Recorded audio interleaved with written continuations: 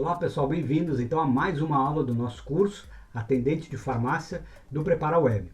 Bom, a gente já está evoluindo, entrando numa parte densa de conceitos, um conteúdo já mais pesado. E nessa aula nós vamos falar então sobre formas farmacêuticas. Se você prestou atenção na aula anterior, eu falei sobre genérico, similar e referência, falando que eles podem diferenciar de forma farmacêutica e tal. O que é isso? O que significa dizer que muda a forma farmacêutica de um do outro? Afinal, por que tem tantas formas farmacêuticas? Por que existe tanto medicamento assim na farmácia? Inclusive, você já deve ter reparado, como usuário mesmo de medicamento, que existem famílias de produtos. Então, quando você pensa, por exemplo, no Tylenol, vou dar esse exemplo de um medicamento extremamente conhecido. Tem várias apresentações, né, a gente diz. Então, já estou trazendo mais um conceito. E nós vamos falar mais sobre isso. Apresentação. Ou seja, eu tenho gotas, eu tenho xarope, eu tenho comprimidos. Por que existe tudo isso? As formas farmacêuticas, elas foram evoluindo e elas são pensadas para facilitar o uso do produto, o uso do medicamento, para a obtenção do máximo benefício com o uso desse medicamento. Nós vamos então começar definindo o que são formas farmacêuticas. Formas farmacêuticas, ou a forma farmacêutica, é a maneira como o medicamento se apresenta para ser usado ou administrado em uma terapia medicamentosa. Então, são as formas físicas de apresentação do medicamento e podem ser classificadas em sólidas, líquidas, semissólidas ou pastosas, gasosas, e aí nós temos formas especiais e novas formas farmacêuticas não classificáveis ou que têm diferenciações, mas essencialmente, pela sua composição do produto, essas são as classificações, os grandes grupos que a gente tem, tá ok? Então nós já vimos que o medicamento ele tem essa função curativa, paliativa ou para fins de diagnósticos. Então o medicamento ele vai agir no organismo, seja para prevenir a doença, ou seja, a gente falou dessa questão diagnóstica. Existem medicamentos que são usados para procedimentos diagnósticos, como contraste na hora de fazer um exame de imagem. É um medicamento, ele tem essa finalidade de favorecer o diagnóstico. Bom, em todos esses casos, quando se faz a utilização de um medicamento, o que se espera? Que ele possa cumprir, né, com o seu papel, que ele desempenhe uma ação dentro do organismo. Mas para isso, o que ele precisa fazer? Ele precisa chegar até esse local de ação. O medicamento precisa estar disponível no local da sua ação. E para isso, para que ele possa acessar o local de ação, ele precisa entrar no organismo. A menos que a gente esteja falando de uma ação externa do medicamento, né, quando ele vai agir, por exemplo, na superfície da pele. Mas nós vamos falar mais sobre isso. Fica tranquilo. O importante é, ele precisa estar disponível no local da ação. Então, mesmo essa ação externa, que ele não vai entrar no organismo, mas eu tenho de alguma forma colocar o produto ali. E aí, a indústria farmacêutica desenvolve os produtos de diferentes formas para que esse princípio ativo possa então ter o máximo benefício, a máxima ação no local designado onde ele precisa de fato agir. Então, o medicamento ele vai ser administrado através da sua forma farmacêutica. O que é administrar o medicamento? É justamente esse processo de você fazer com que ele chegue ao seu local de ação. Então, a administração do medicamento ela vai ser, às vezes, tomar o medicamento, engolir um comprimido, né? Ou passar uma pomada, ou aplicar uma injeção. Então, o medicamento ele precisa ser administrado e ele tem diferentes formas dele ser administrado e há diferentes estratégias e maneiras para aumentar a efetividade desse medicamento administrado para melhorar a ação dele no organismo. Muito bem. E aí a gente vai classificar as formas farmacêuticas com relação ao uso delas.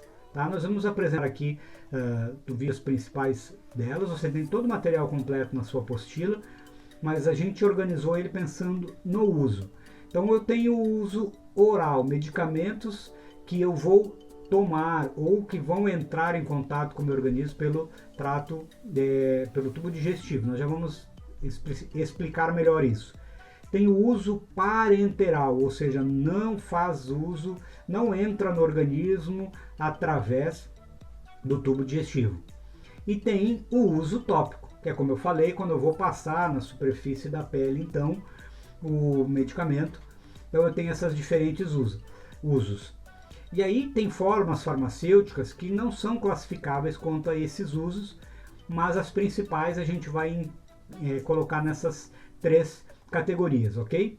Então, as formas farmacêuticas são desenvolvidas para atender essas demandas de diferentes acessos ao organismo e diferentes ações esperadas do medicamento. São diferentes demandas terapêuticas. Então, um anti-inflamatório, eu quero que ele haja sobre a pele ou eu quero que ele haja em algum órgão interno. Pode ser o mesmo princípio ativo, mas a demanda terapêutica é outra, ok? Então vamos lá. Formas farmacêuticas de uso oral, as principais. Nós temos as formas sólidas. Aqui entra pó, cápsula, comprimido, pastilha, granulado, drágia, supositório, destacando as principais formas farmacêuticas sólidas para uso oral. Então, quer dizer que essas formas farmacêuticas elas não podem ser utilizadas em outras vias? Olha, eu posso até ter uma forma farmacêutica, um princípio ativo que ele é um pó e que eu quero utilizar ele sobre a pele. Mas se eu simplesmente pegar e jogar o pó sobre a pele, ele não vai ter fixação, não vai ter aderência, ele não vai poder agir no seu sítio de ação. Então aí eu uso de outras estratégias. Então eu pego esse pó e coloco ele num outro veículo e transformo essa forma farmacêutica. Então é sempre pensado na demanda terapêutica e no caminho que o medicamento vai percorrer até o seu local de ação. Então essas são as formas farmacêuticas sólidas. São as mais comuns e usuais. Mas tem as líquidas também. Ainda falando do seu uso oral, as formas farmacêuticas líquidas, indicadas muitas vezes, por exemplo, para criança que tem dificuldade de deglutição do comprimido, ou até pessoas de mais idade, ou dependendo da condição patológica, a pessoa tem dificuldade. Ou então porque o comprimido ficaria muito grande, se fosse fazer um comprimido, aí eu vou ter que fazer um xarope, vou ter que fazer uma outra solução. Então, quais são essas formas farmacêuticas líquidas, as mais importantes? Solução, suspensão, emulsão, xaropes, edulitos e elixires. Então são formas farmacêuticas líquidas para uso oral que vão facilitar atender essas múltiplas demandas terapêuticas. Tá? Aí nós entramos no uso parenteral. Então no uso parenteral, que também vão se classificar com relação à forma, a grande maioria dos medicamentos de uso parenteral, eles são líquidos, né? Às vezes você vai encontrar medicamentos para uso parenteral que eles vêm em pó, mas aí você tem um diluente, porque você não tem como injetar o pó diretamente no músculo, por exemplo. Então você transforma ele num líquido. O medicamento originalmente ele era em pó, mas aí você tem solução, suspensão e emulsão parenteral, tá? Então, quando você vai fazer a injeção desse medicamento.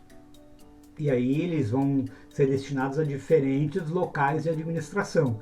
Então você tem uma injeção intramuscular, uma injeção intradérmica, subcutânea, uma medicação para ser aplicada de uma forma intravenosa ou intrarraquidiana. Nós vamos falar depois sobre vias de administração de medicamentos, vamos entrar mais nesse detalhe, tá? Mas é para você ter esse conhecimento. E aí as formas farmacêuticas para uso tópico. Então são formas farmacêuticas, geralmente elas são ou líquidas ou semissólidas, né? As formas farmacêuticas para uso tópico, você tem creme, você tem loção, pomada, colírio, pasta, aerosol, enema, gel, linimento. Então são as principais. Na apostila você tem depois explicando, trazendo em mais detalhes o que é cada forma farmacêutica, trazendo exemplos e tudo mais. Aqui a gente está trazendo essa visão mais ampla para facilitar a sua compreensão na leitura do material, tá?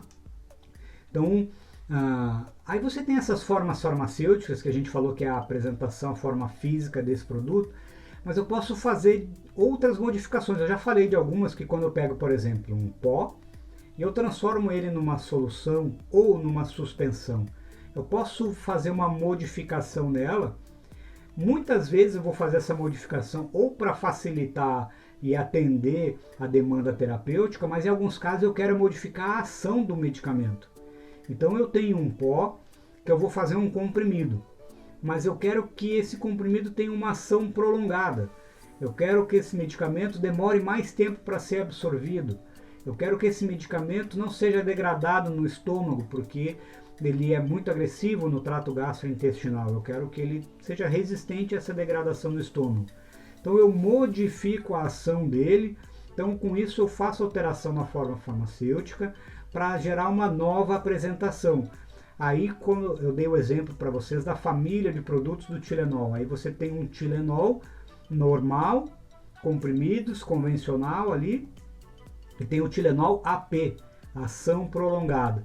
Tem uma tecnologia farmacêutica empregada nesse comprimido para modificar a ação dele e prolongar esse efeito analgésico. Então, às vezes eu vou mexer nessa forma para que eu possa então alcançar outros objetivos.